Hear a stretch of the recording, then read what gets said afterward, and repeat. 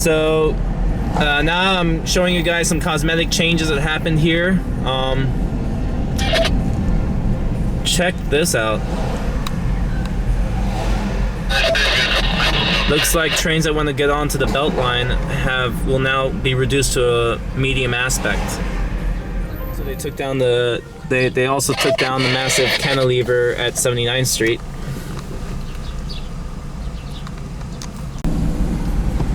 And look at that. Alright guys, we are at Northeast 96th Street on the FEC mainline. So ATCS informed me that 222 was coming, and the signal maintainer on the radio further confirmed it because I believe he's going to be activating this crossing manually. 222's horn is already being heard. It's the usual fare. Definitely a GEVO on the point. Not sure if it's got liquid natural gas involved, but 222 should be about a mile or less away.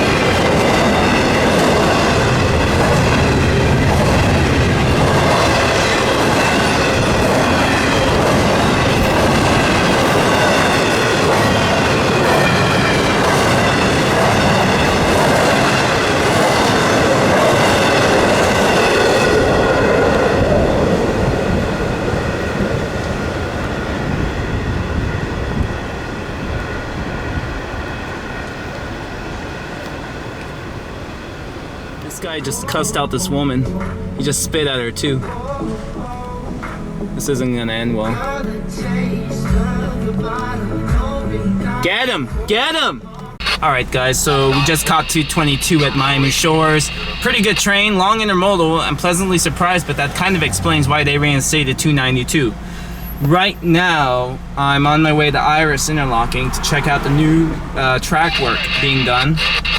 Tri-Rail's supposed to start scheduled to Miami Central this fall, so FEC seems to be rushing to get the new connection done. So I'm kind of curious to see the progress on it because people say they're already digging into the concrete. Iris Interlocking. This is where the CSX and FEC intersect. But get a look at this. So what that is that's going to be a crossover and a turnout connecting the FEC mainline to the South Florida Rail Corridor. And already eminent domain has earned its keep here in this warehouse lot. The building itself was actually shaped so that passenger trains or whatever could actually curve over from the RTA corridor to the FEC mainline. There are new crossing signal plates waiting for their installation here, so 37th Avenue is going to be a 4-track crossing. And right over there is the panel of track with wooden cross ties that's going to be supporting this grade crossing. Okay then, I guess we have a ghost coming.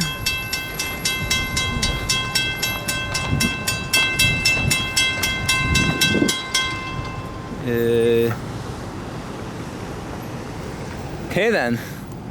And we have this gate fouling the main here, but actually it should be just clear of the trains. So anyway, Iris is a pretty dank spot. And I'm really looking forward to this being pretty much almost the next Rochelle. I mean, I think comparing to Rochelle, Illinois would be a stretch, but pretty close notation. This is going to be a hotspot as 26 out of the 50 daily Tri-Rail trains will come whizzing by as they head to Miami Central. So as the gates activate, I forgot to mention why there are wooden ties on among concrete ties. So because concrete is a very fragile material for roadbed, for railroad ties, if based on the stresses of a train at a turnout or a grade crossing, having wooden ties will allow the base of the railroad line to absorb the shock from vehicles and switching trains much more easily than concrete, because concrete will just simply break. Wood has a little bit more flexibility and is better suited for this environment. Now I'm going to start looking for CSX 0721, the Daily Homestead Local.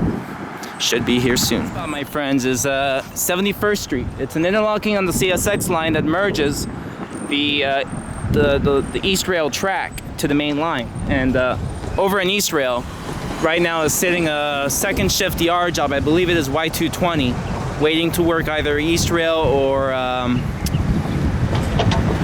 downtown spur. It looks like it has cars definitely bound for Century Industries, a chlorine distributor. And I believe I see box cars down the train. They're more the faded green IBT types, so they could be headed for Salco. Right now, it's sort of a rush hour thing. It's about to die down over on Tri-Rail. I believe we have an equipment move heading back shortly, but southbound P641 is here as well.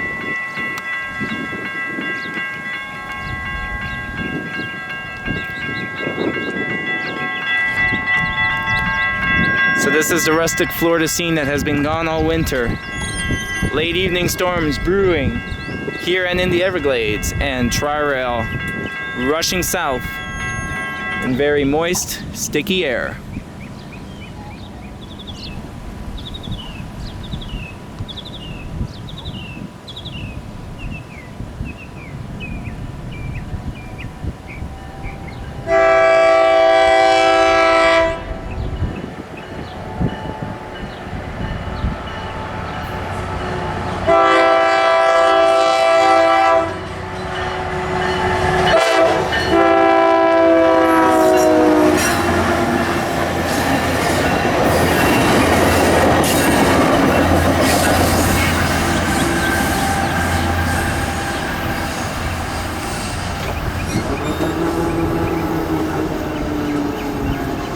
You can definitely smell the biodiesel on those Brookvilles.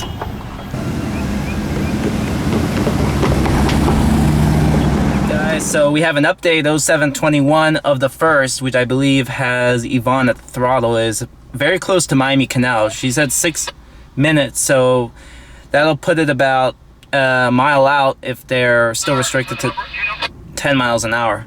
But miles don't matter, minutes do, because I don't have a lot of time, but technically if they're 6 minutes away from Miami Canal, I'm right here at 62nd Street.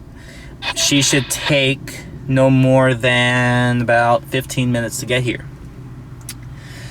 This will be the first time I catch 0721 under its new service plan, which means that right now they run much earlier now, so now I'm actually getting it northbound in daylight. not only that, they reduced it to 4-axle power because there's no more rock train power. And I believe somebody's ringing JG right now. We'll find out. No, it's an RTA call. So they reduced it to 4-axle power, but they're definitely Harrisonizing the local, for lack of a better word, making it run much earlier to keep the schedule commitments and to make cars ready for 4:52 the next morning.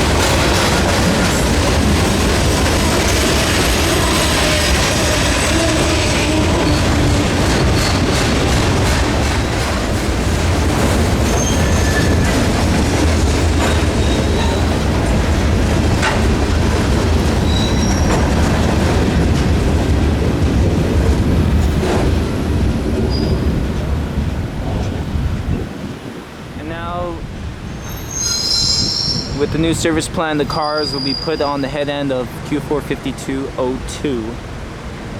Right now, it appears the yard jobs conductor is doing something. I believe he may run around the train, but the EOT is blocked on the tanker, so who knows.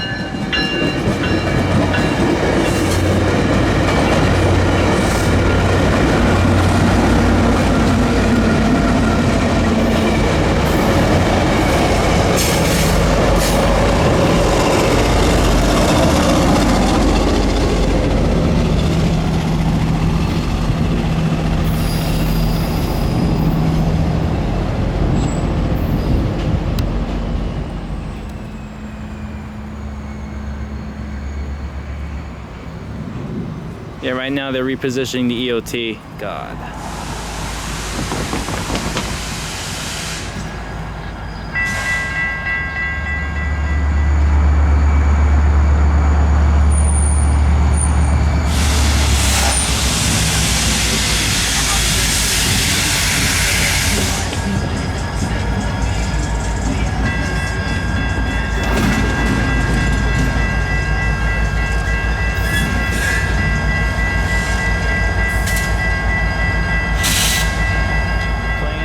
like the trains video.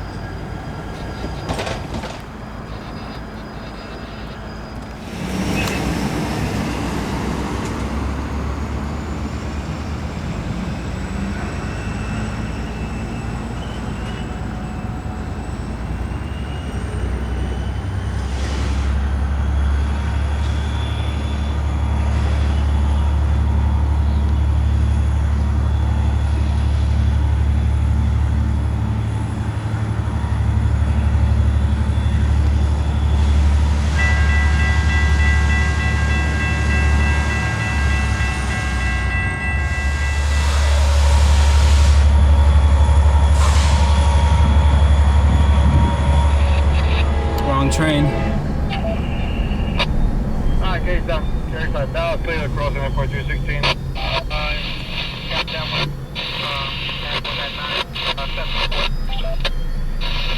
sir. I'm showing milepost 3. Northwest 27.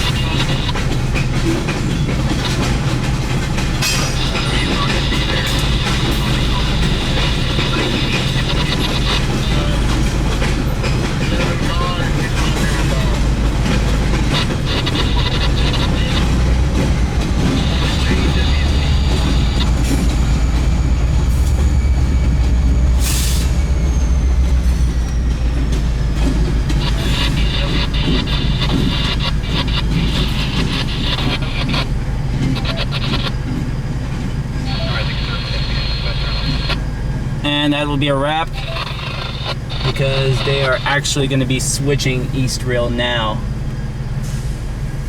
Want to thank you guys for watching. I'm going to continue with the next vlog, the last one before I embark for Italy actually, since this was more spontaneous. So I'll see y'all soon. Please subscribe, like, and comment. And until next time, from Hialeah, Florida, this is TE out. Never mind, we got one more.